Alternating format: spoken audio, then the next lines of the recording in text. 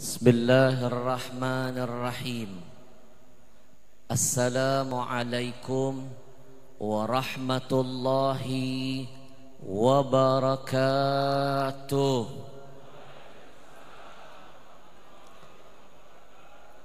Alhamdulillahi wa kafa, wassalatu wassalam ala sayyidina al-mustafa wa ala alihi wa ashabihi ahli sidqi wal wafa.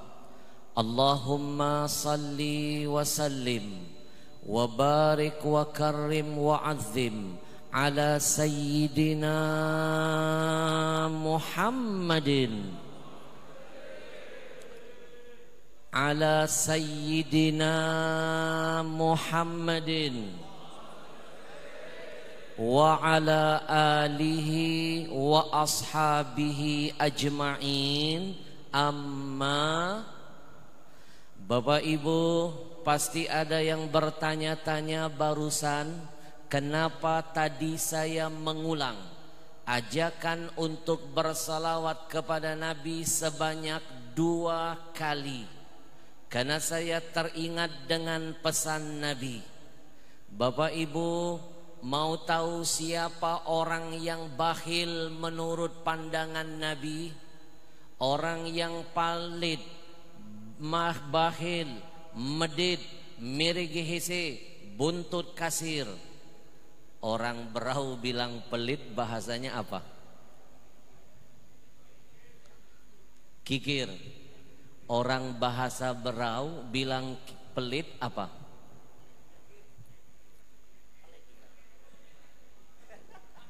Kayaknya lebih enak berdiri.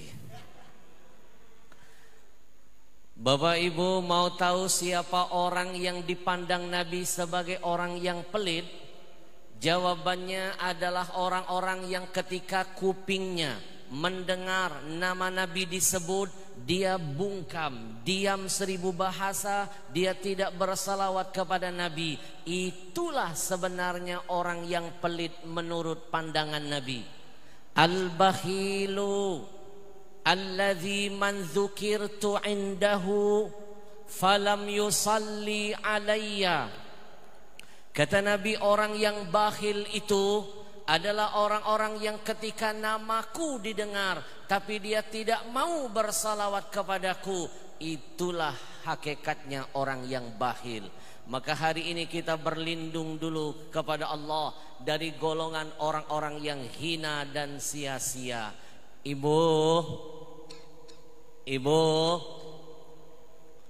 bau.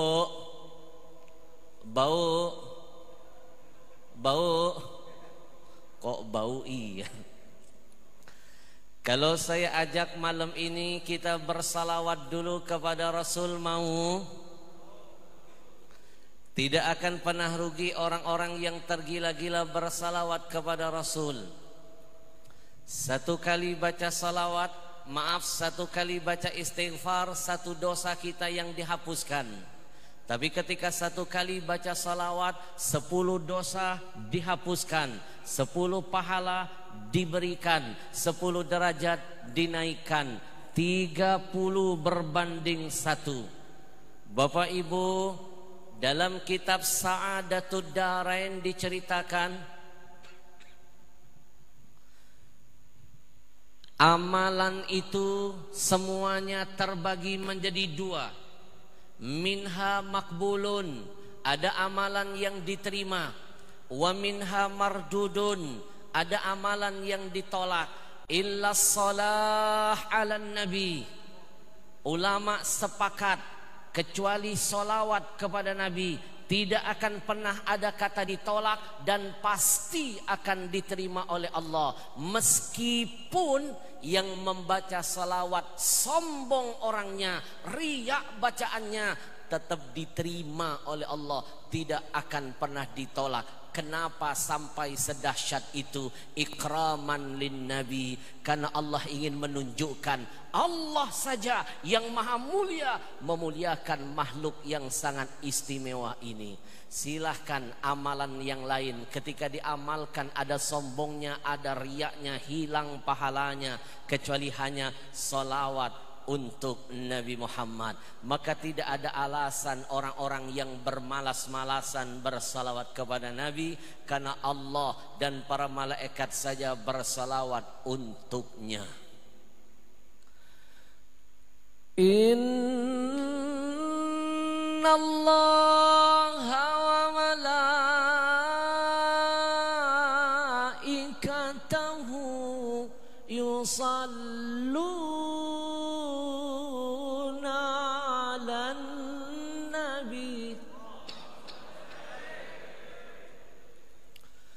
ya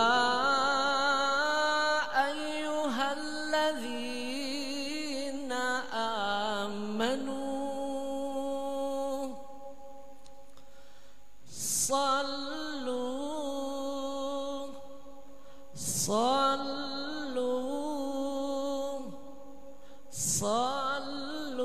alaihi wa sallimu taslima. Allahumma salli wa sallim wa barik alaih. Wahai para pecinta Rasulullah, wahai orang-orang yang kelak ingin dibangkitkan bersama Rasul, siapa yang ingin dapat syafaatnya, maka bersalawatlah malam ini untuk Rasulmu. Ya Rasulullah,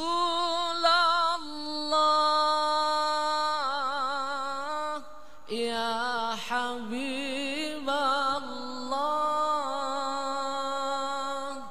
ya Rasulullah, ya Habiballah. Muhammad ibn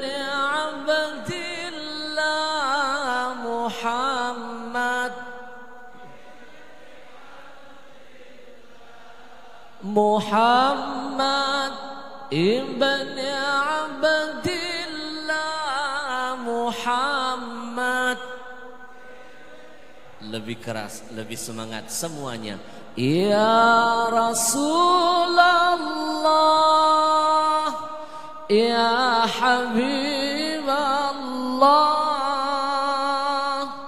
ya Rasulullah, ya Habiballah. Muhammad ibn Abdillah, Muhammad. Muhammad, Muhammad.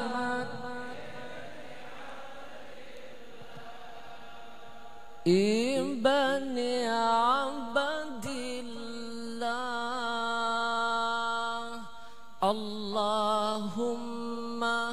salli wa sallim ala Rasulillah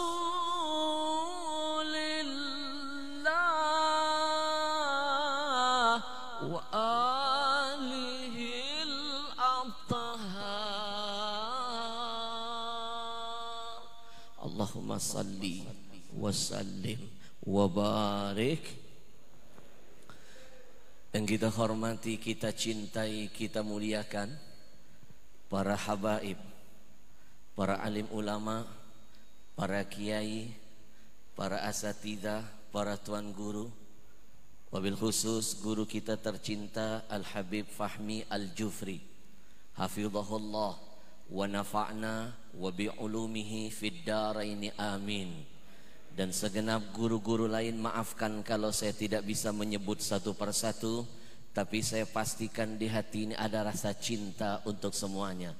Kita hantarkan doa yang indah, semoga ulama-ulama kita disehatkan badannya, dipanjangkan umurnya, dikuatkan imannya, dijaga semangat istiqomahnya. Amin ya rabbal. Yang kita hormati, kita muliakan, ada Ibu Bupati beserta Bapak Wakil Bupati. Kita doakan mudah-mudahan beliau-beliau ini senantiasa dilindungi Allah dalam menjalankan tugas mulianya. Ibu Bupati dan Bapak Wakil Bupati bagi kita laksana ayah dan ibu. Kita masyarakat Berau di mata mereka bagaikan anak. Maka saya titip pesan, jadilah anak-anak yang soleh dan soleha, biar ayah ibu sayang dengan kita. Karena beliau-beliau ini seperti ayah dan ibu, saya tambah sedikit pesannya. Jangan sungkan-sungkan minta duit jajan.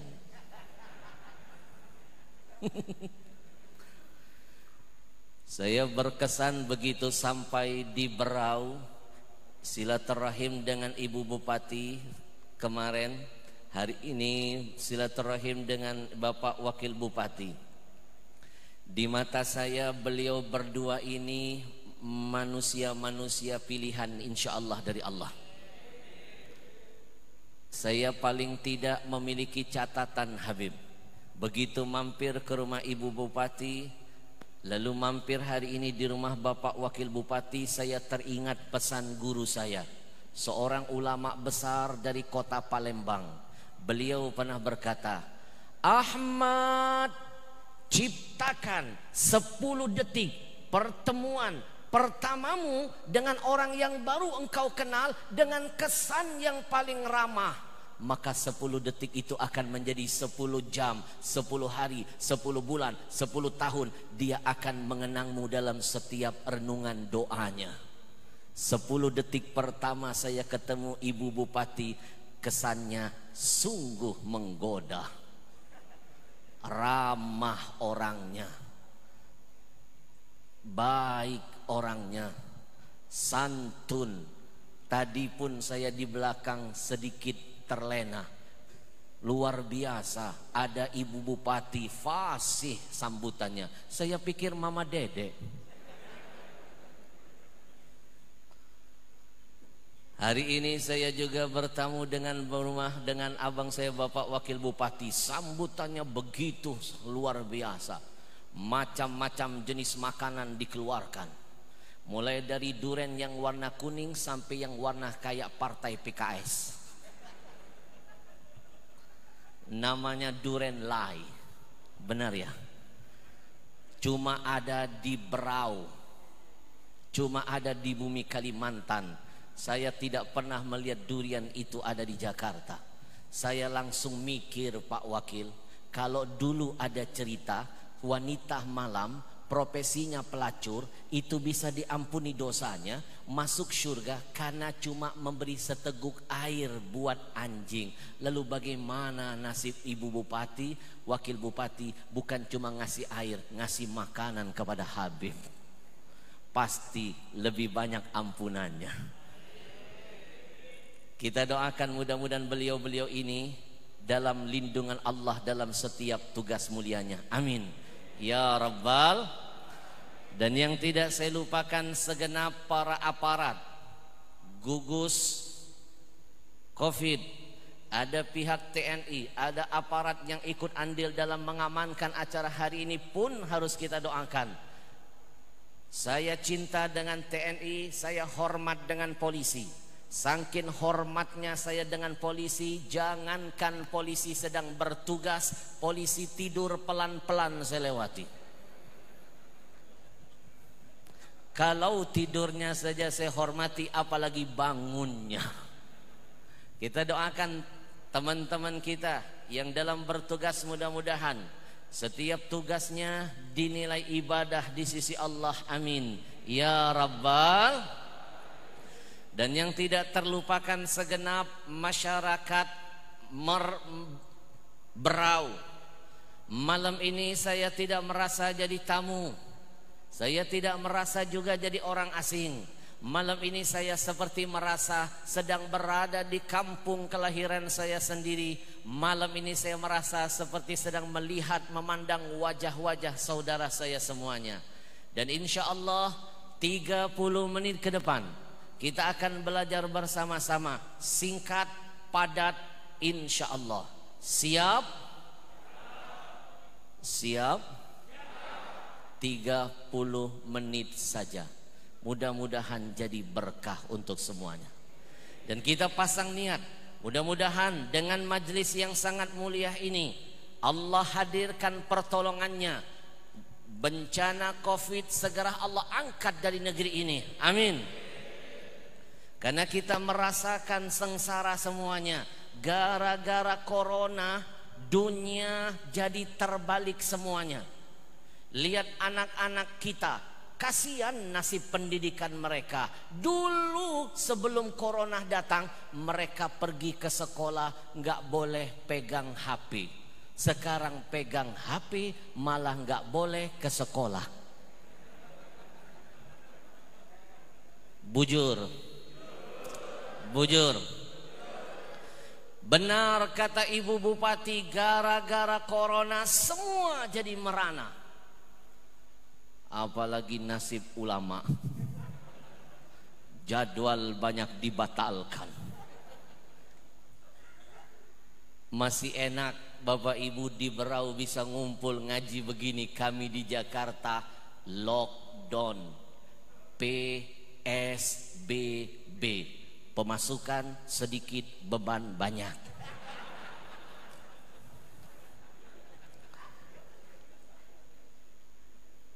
Saya ingat betul kejadiannya. Kami di Jakarta di lockdown mulai dari kapan saya ingat betul. Besok mau Ramadan, besok mau puasa, kami ustadz-ustadz di Jakarta dikurung di rumah-rumah. Enggak boleh keluar kemana-mana. Saya ingat betul, besok mau Ramadan, besoknya mau puasa. Hari itu kami ustadz-ustadz semuanya dikurung di rumah. Saya langsung merenung, gara-gara corona semua jadi kacau. Dulu sebelum corona datang, 1 hari sebelum Ramadan, setan dikurung. Sekarang ustadz dikurung. Bujur, bujur. Gara-gara corona jadwal dibatalkan. 7 bulan saya nggak ketemu umat seperti ini. 7 bulan saya nggak pegang makhluk ini. Makhluk ini nih. 7 bulan tentu ada kerinduan di dalam hati. Kepengen saling bisa silaturahim. Gara-gara corona semua jadi ambiar. 7 bulan saya nggak keluar-keluar dari rumah. Saya tanya petugasnya, kenapa kami nggak boleh hadir pengajian? Petugas di Jakarta berpesan, jangan Habib, jangan. Jakarta zona hitam, lebih bahaya dari zona merah. Kalau Habib keluar, nanti Habib kena COVID-19. Lebih baik Habib di rumah saja. Hashtag di rumah aja. Bila perlu Habib jangan keluar-keluar dari kamar. Saya ikuti pesan pemerintah. Ibu, 7 bulan saya di kamar, 7 bulan saya nggak keluar-keluar. Alhamdulillah saya negatif, istri positif. Gara-gara siapa itu?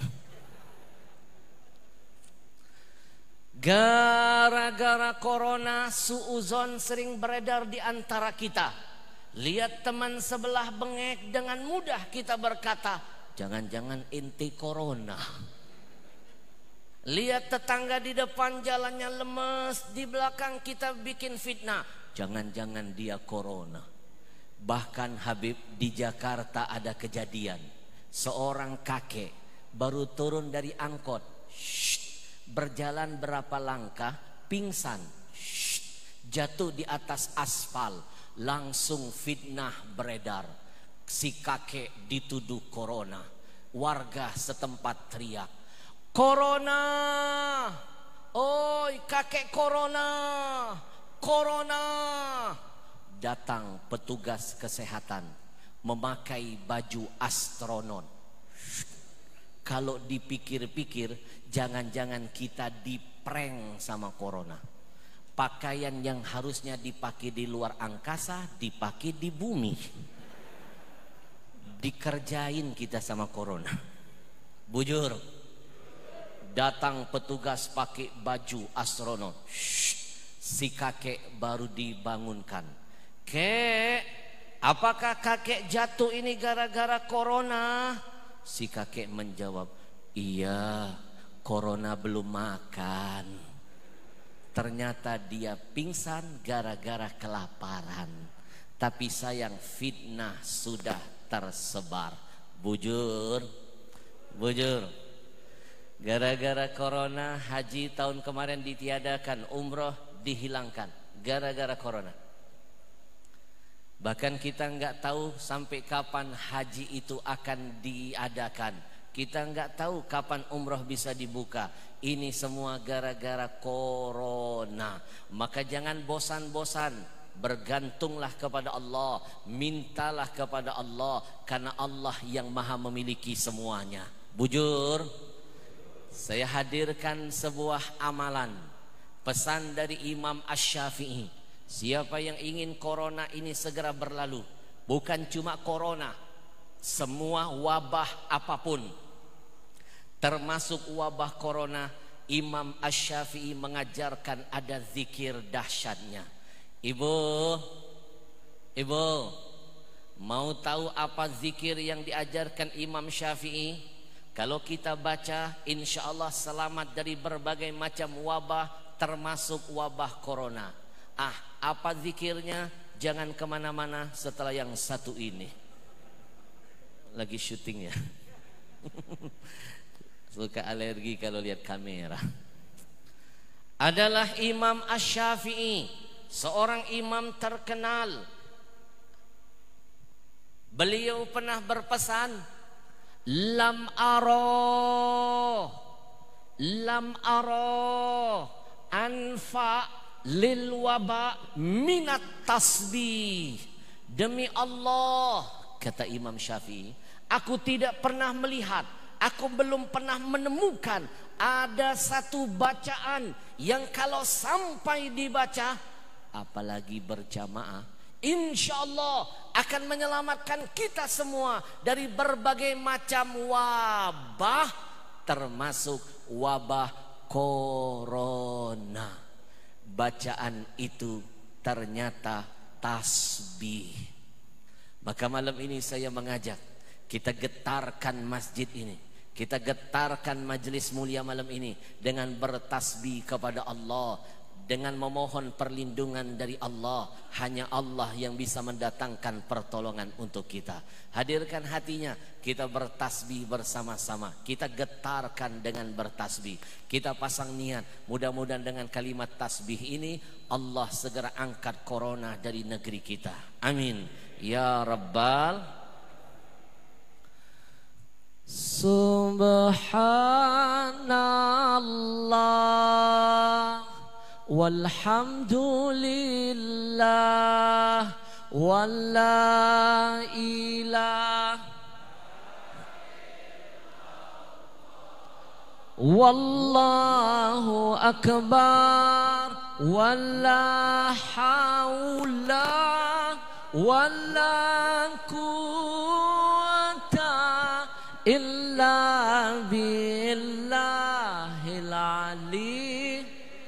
Semuanya subhanallah walhamdulillah wala ilah wallahu akbar wala haula illa billah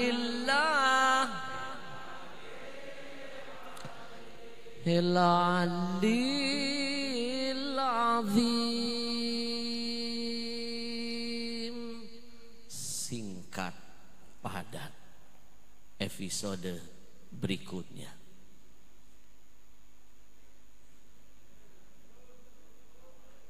Lanjut. Lanjut. Tenang. Jangan heran kalau ada penceramah baru mulai ceramah suka lihat jam tangannya. Itu cuma teknik ceramah saja. Sebenarnya dia lagi mikir, abis ini mau ngomong apa.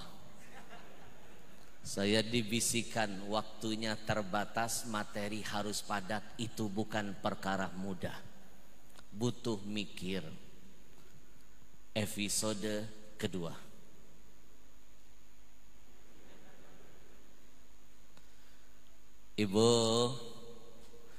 Ibu, yakinlah setiap sesuatu pasti ada hikmahnya. Bujur. Allah hadirkan corona, salah satu hikmahnya kita kembali mengingat pesan Nabi. Baru mau sibuk mengamalkan pesan Nabi. Padahal 1400 tahun yang lalu Nabi sudah mengajarkan kita pentingnya mencuci tangan. Gara-gara corona akhirnya baru sibuk semuanya. Dikit-dikit cuci tangan, dikit-dikit cuci tangan. Padahal 1400 tahun yang lalu Nabi sudah mengajarkan ada tips siapa yang ingin sehat dari segala macam penyakit. Awali dengan sering mencuci tangan. Itu Nabi ajarkan mulai kita melek mata. Nabi sabdakan, ketika kita bangun tidur, Nabi tidak menyuruh kita cuci kepala. Apa Nabi menyuruh kita cuci kepala ketika bangun tidur? Jawabannya tidak. Orang Berau bilang tidak, bahasa kampungnya apa? Cada.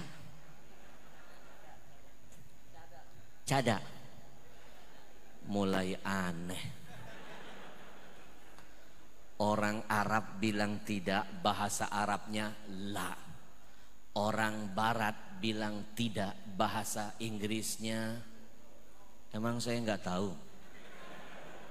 Please deh no. Orang India bilang tidak, nehi. Orang Jawa bilang tidak, ora. Orang Sunda bilang tidak, ente.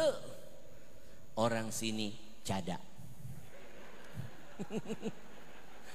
Kita pakai bahasa sini. Tolong nanti ke depan ajarin saya sepatah dua patah bahasa sini dong. Sebab agama yang menyuruh sampaikan dakwah itu menurut bahasa kaumnya. Biar ada kenangan di antara kita. Kita coba bahasa sini. Cada.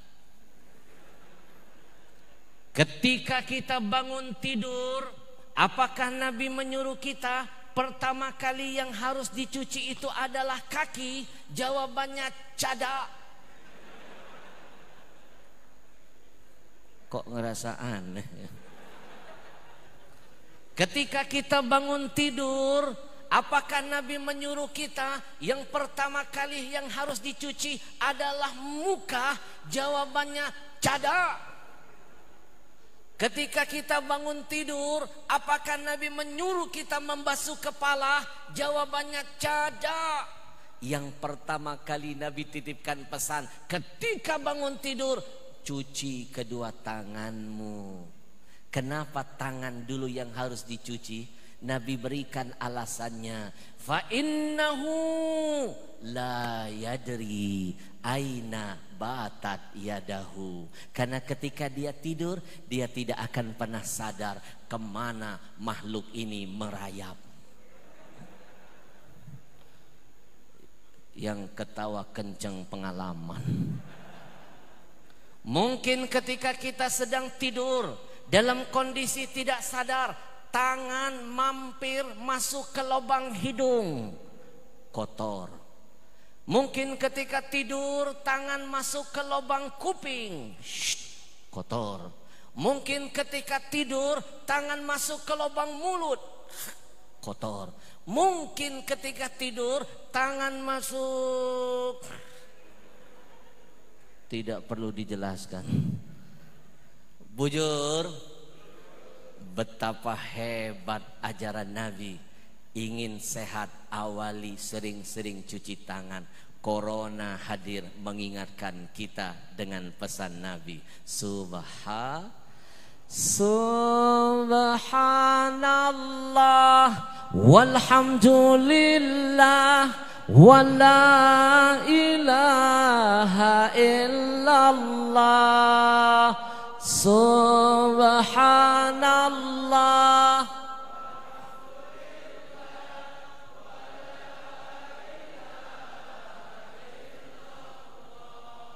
Allah Allah Allah ya Allah Allah Allah. Singkat, padat, ceramah nggak usah bertele-tele, yang penting intinya. Episode ketiga.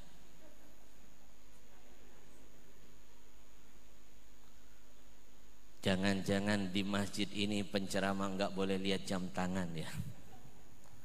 Hari ini kita juga sama-sama dalam rangka mensyiarkan sebuah peristiwa fenomenal yang kita kenal dengan Isra wal Mi'raj, Nabi besar kita Nabi Muhammad.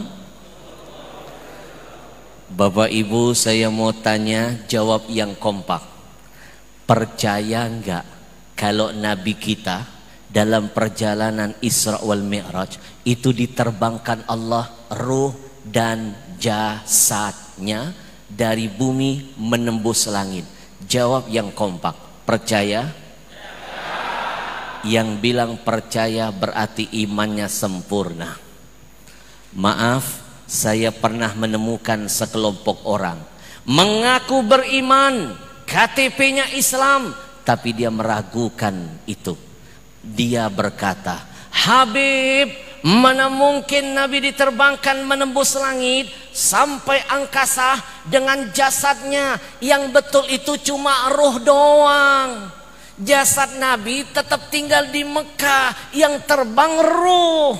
Kalau jasad terbang itu namanya mustahil. Hah? Tadi saya ngomong apa? Yang betul?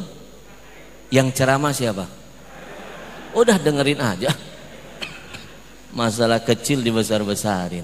Habib dilawan. Kalau mustahil perkaranya kecil, tapi kalau perkara besar itu lebih mustahil daripada mustahil. Jamaknya mustahal. Habib dilawan. Mana mungkin badannya, yang terbang cuma ruhnya. Maaf ya, kalau ngadepin makhluk begini pakai dalil nggak mempan, karena mereka pakai logika. Jawabnya harus pakai logika. Padahal kalau pakai dalil sudah terjawab. Dalam Quran menceritakan Subhanalladzi asra bi'abdihi. Kalau pakai bi'abdihi itu berarti ruh dan jasadnya. Kalau cuma ruh saja, Allah itu nggak mungkin bodoh. Kalau seandainya ruh saja, Allah sudah bilang biruhihi, bukan bi'abdihi. Yang namanya abdun ada jasad, pasti ada ruhnya. Bujur? Tapi kalau pakai lo begini nggak mempan. Orang dia pakai logika. Akhirnya dengan terpaksa saya jawab dengan logika. Saya panggil dia. Ta'al, sini kamu. Orang Berau bilang ke sini bahasanya apa? Kemae. Kemai. Kemai. Ini planet apa, Pak? Orang Arab bilang ta'al, orang Inggris bilang come here, orang India come here, orang sini come here. Kemai. Kalau ke sini kemai, kalau ke sana kemayo. Hah? Kita coba bahasa sini. Saya panggil orang itu, Mas Kemai. Kalau kamu tidak kemai, saya kemayo. Kamu punya handphone, Mas? Punya. Yang bikin handphone siapa? Manusia. Yang menciptakan manusia siapa, Mas? Allah. Waras kamu rupanya ya. Masih waras kamu. Sekarang kamu lihat handphonemu. Buka handphonemu. Ada fasilitas namanya SMS. Surat bisa diterbangkan manusia nggak pakai kabel. Nggak ada tiang. Nggak ada yang bawa surat kita ke ujung dunia, hitungan detik bisa sampai. Nggak pernah kececer hurufnya. Bujur? Bujur. Bapak Ibu berdiri di ujung dunia, saya SMS dari Berau. SMS terkirim. Bapak Ibu buka, langsung ada laporan SMS diterima. Hitungan detik, surat saya bisa diterbangkan hanya oleh manusia yang cuma dikaruniakan otak kecil oleh Allah. Dari otak yang kecil, manusia bisa menciptakan teknologi mampu menerbangkan surat tanpa kabel, nggak ada tiang, nggak ada yang bawa, suratnya lengkap, nggak kececer hurufnya. Kalau manusia saja bisa menerbangkan surat hitungan detik, kamu meragukan Tuhanmu Allah yang maha segala-galanya, masa nggak mampu menerbangkan manusia pilihannya dengan ruh dan jasadnya? Berarti kamu murtad, kamu lebih beriman dengan Telkomsel, kamu lebih beriman dengan Indosat dan XL daripada beriman kepada Allah. Bujur. Idza arada syai'an ayyakula lahu kun. Malam ini saya nggak panjang lebar bicara Isra Mi'raj itu seperti apa, karena ini cerita setiap tahun pasti sudah sering didengar. Tapi malam ini sedikit saya melengkapi. Ada buku yang sedang saya tulis, Pak Wakil Bupati. Buku ini akan mengupas tentang misteri apa di balik kalimat Isra, misteri apa di balik Mi'raj yang bisa menjadi ilmu dari Allah untuk kita. Dan ini jarang dikupas. Kalau saya kupas dari kata Isra lalu Mi'raj, insya Allah bulan depan baru selesai. Malam ini karena waktu terbatas, saya beranjak dari kalimat Mi'raj. Dan itu pun hanya satu poin saja malam ini saya kupas. Kalau saya kupas semuanya, alamat nanti nggak diundang lagi ke sini. Malam ini satu saja. Misteri apa? Ilmu tersirat apa di balik perjalanan Mi'raj Nabi yang bisa menjadi pelajaran bagi kita semuanya? Yang pertama di antaranya, ketika Nabi Sallallahu Alaihi Wasallam di-mi'rajkan Allah, perjalanan Mi'raj Nabi diterbangkan dari bumi menembus langit. Nabi menembus tempat tertinggi namanya Sidratil Muntaha. Tidak ada satu makhluk pun yang pernah sampai ke level itu kecuali Nabi kita Muhammad. Pertanyaannya, sudah menembus level tertinggi, Nabi kembali ke bumi, apakah Nabi petantang petenteng jadi orang yang langsung merasa tinggi? Jawabannya kada. Betul ya? Cada. Jawabannya cada. Susah amat. Cada atau kada? Cada. Apakah Nabi setelah menembus level tertinggi Nabi langsung merasa tinggi? Jawabannya cada. Nabi tetap tawadu, padahal sudah nembus ke level tinggi. Nggak kayak kita ya. Aduh, baru jadi anggota dewan sombongnya kayak 17 setan. Padahal itu cuma level sementara. Hello. Baru jadi gubernur sombong, padahal itu level sementara. Baru jadi wali kota songong, padahal baru jadi wali kota jabatan sementara. Baru jadi, ada orangnya, ada orangnya. Jangan cari masalah. Tapi saya bangga, masyarakat Berau harus bersyukur punya ibu bupati tidak sombong, punya wakil bupati tidak arogan, orangnya low profile. Jarang ada pemimpin seperti ini. Yang begini harus dimuseumkan. Takbir. Tepuk tangan ganti dengan takbir.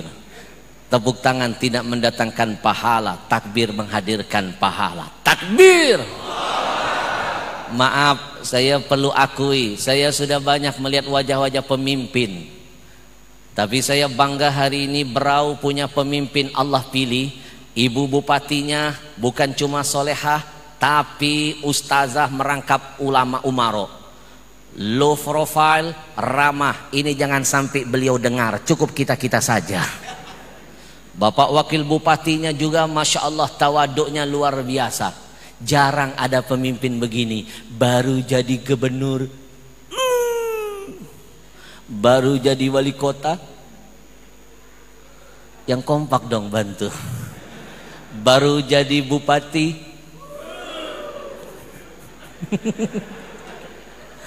Padahal itu cuma level di dunia. Nabimu pernah menembus level tertinggi. Begitu kembali tidak pernah ada kata tinggi dalam kehidupannya. Ini pesan tersirat yang jarang dikupas dalam perjalanan Mi'raj. Bujur, bujur. Bahkan dalam perjalanan Mi'raj, Nabi bukan cuma menembus level tertinggi, Nabi berjumpa dengan siapa? Dengan Allah yang maha tinggi. Begitu Nabi kembali ke bumi, apakah Nabi langsung merasa tinggi? Jawabannya cada. Nabi tetap dengan gaya khasnya tawadu. Nggak kayak kita baru ketemu Raja Salman sombongnya setahun. Padahal saya ketemu Raja Dangdut nggak sombong. Bang Roma. Baru ketemu Presiden sombongnya sekampung. Padahal itu cuma penguasa di muka bumi. Nabimu berjumpa dengan Allah yang maha tinggi. Tapi Nabi tidak pernah merasa tinggi. Pesan apa yang ingin disampaikan Allah di balik Mi'raj? Hidup jangan jadi orang sombong. Kesombongan menghilangkan kemuliaan. Lihat iblis, kurang mulia apa? Sudah berada di dalam surga. Dikeluarkan Allah dari surga gara-gara sombong. Orang sini bilang sombong bahasanya apa? Hah? Ampau? Kumpau? Mulai serem. Kita coba bahasa sini. Kesombongan menghilangkan kemuliaan. Lihat iblis, makhluk pertama yang melakukan dosa sombong. Iblis itu lebih dulu kenal Allah baru Adam. Iblis itu lebih dulu masuk surga baru Adam. Iblis itu lebih lama di surga baru Adam. Kenapa iblis dikeluarkan dari surga? Gara-gara umpau. Puas kalian sekarang. Kenapa iblis dilaknat Allah sampai hari kiamat? Gara-gara umpau. Kenapa iblis dipastikan tempat kembalinya adalah neraka? Itu gara-gara umpau. Kalau iblis saja udah masuk surga bisa berujung ke neraka gara-gara umpau, apalagi kita yang masih di Berau. Sudah umpau, hello. Apa enggak malu dengan iblis? Maka pesan Mi'raj mengajarkan tidak ada yang bisa kita sombongkan di dunia ini, karena kesombongan itu hanya milik Allah. Istighfar kepada Allah. Astaghfirullah Rabbal baraya.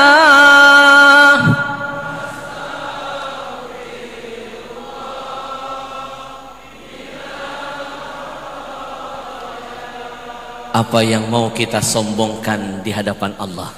Maaf, merasa kita paling cantik di Berau ini ibu-ibu. Ingat, ingat, kecantikan itu sementara. Bertambah usia, kecantikan akan sirna. Ketika ibu-ibu masih muda, satu kali ibu tersenyum, banyak laki-laki tergoda. Tapi ingat ibu-ibu, ketika ibu sudah jadi nenek-nenek, satu kali ibu buka mulut, berapa banyak laki-laki muda pingsan. Bujur, bujur. Merasa kita paling kuat, punya kekuasaan, sombong. Ingat, kemana nasib Fir'aun? Apakah happy ending hidupnya?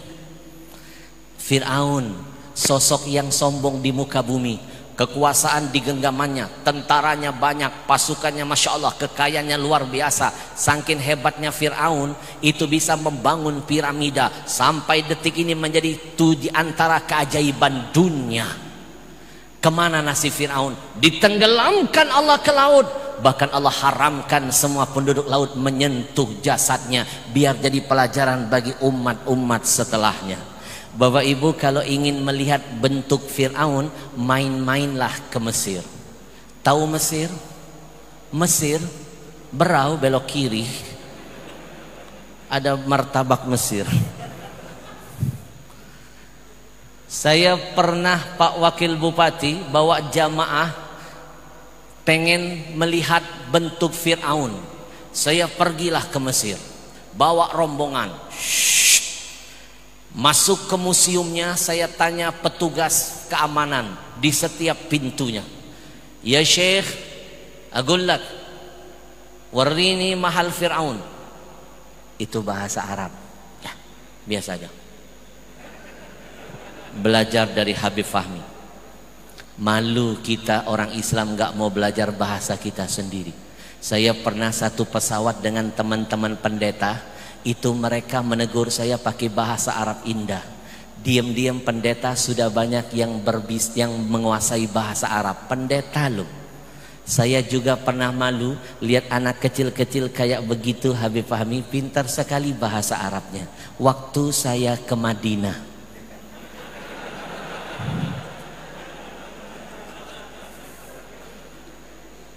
ya Syekh, warini fin mahal Fir'aun.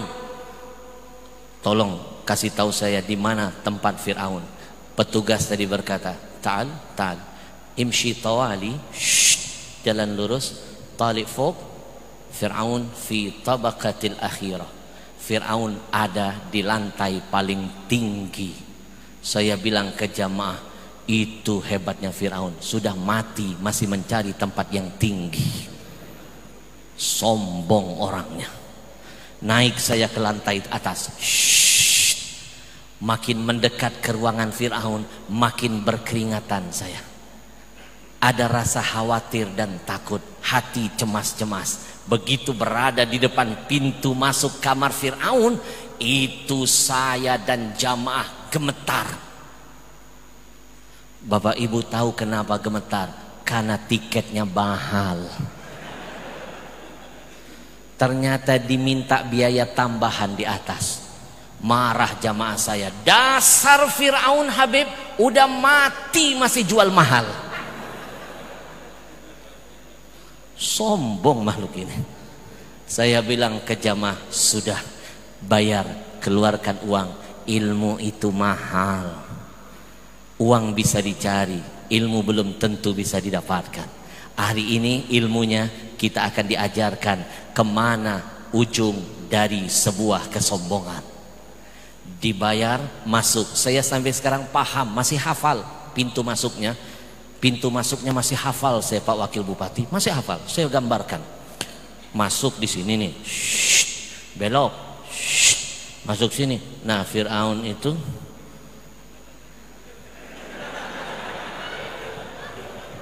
gak enak saya ngomongnya. Mohon maaf Pak Wakil. Sebelah sini Fir'aunnya.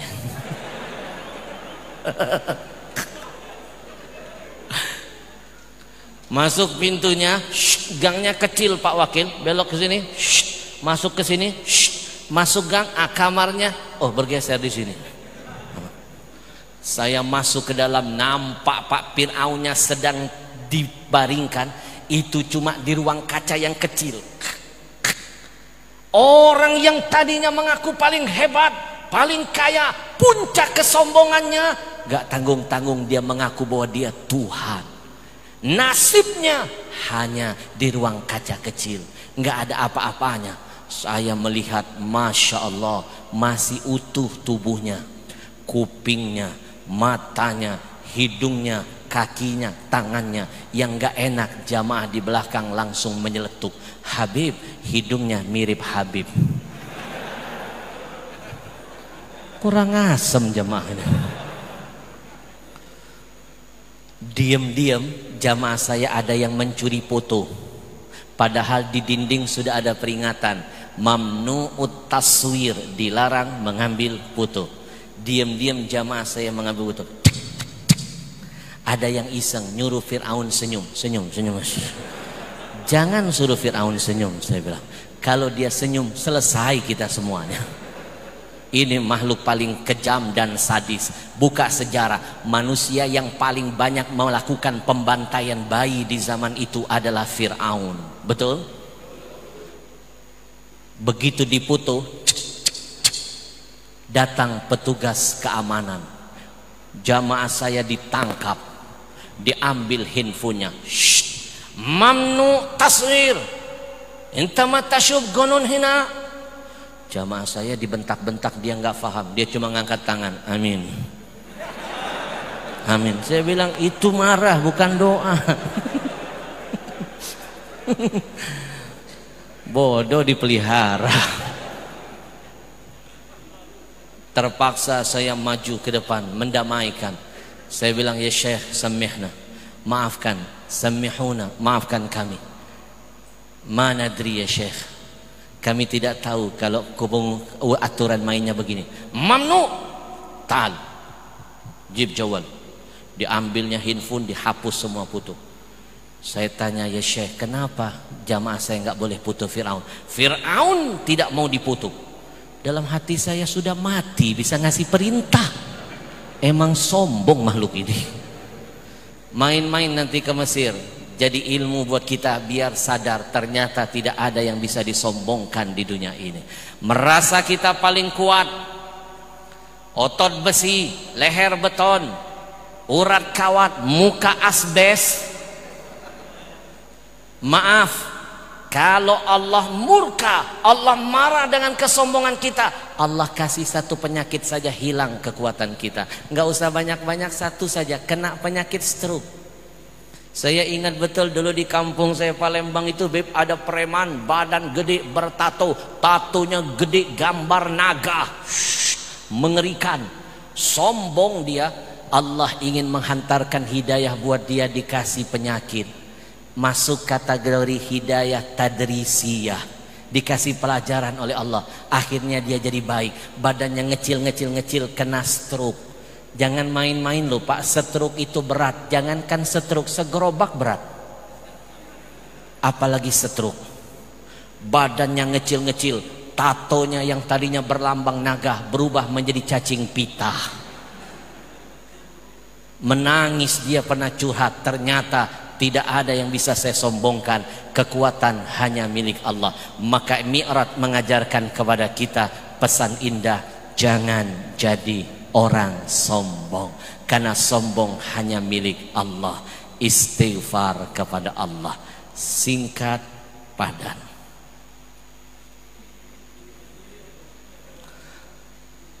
Tanpa terasa waktu sudah habis. Padahal ini masih pembukaan. Ibu, setengah jam tanpa terasa. Terasa nggak sudah setengah jam lebih? Terasa nggak? Saya yang merasakan. Mulut terasa serak. Boleh minum dulu nggak? Minum dulu ya. Bismillahirrahmanirrahim.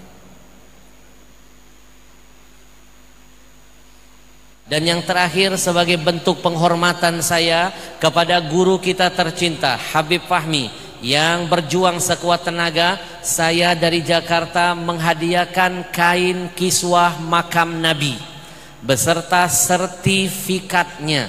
Mudah-mudahan menjadi berkah buat Habib dan semua majelis taklimnya.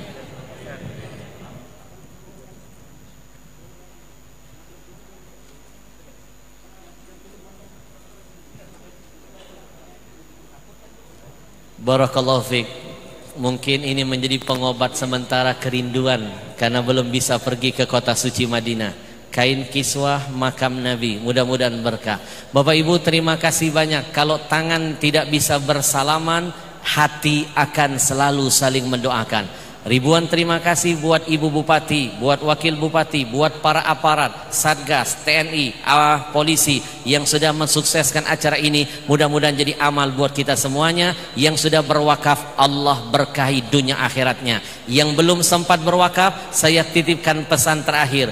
Jangan sampai keluar dari masjid tidak ada satu Quran pun yang menjadi penyelamat kita nantinya. Catatkan namamu, hadir, datangi tim yang menggunakan pakaian abu-abu, walaupun hanya dengan satu Quran, insya Allah berkah dunia, berkah akhirat. Jumpa lagi dan kesempatan. Yang belum beli ayat jua, dapatkan ajwa di luar, jadikan oleh-oleh indah berkah buat keluarga yang ada di rumah. Assalamualaikum warahmatullahi wabarakatuh.